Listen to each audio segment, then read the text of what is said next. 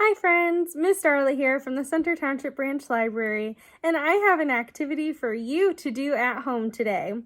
I am going to be teaching you how to make your own magical floating drawing.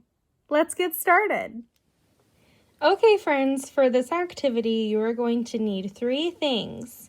You will need a dry erase marker, some water, and a glass dish. Here, I just have a baking pan. What you're going to do is that you're going to take your water after you have completed your artwork, making sure that all of your lines are connected.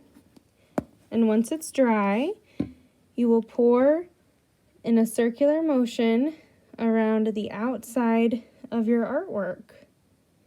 And you will continue to do this gently until your artwork is floating free from your glass dish.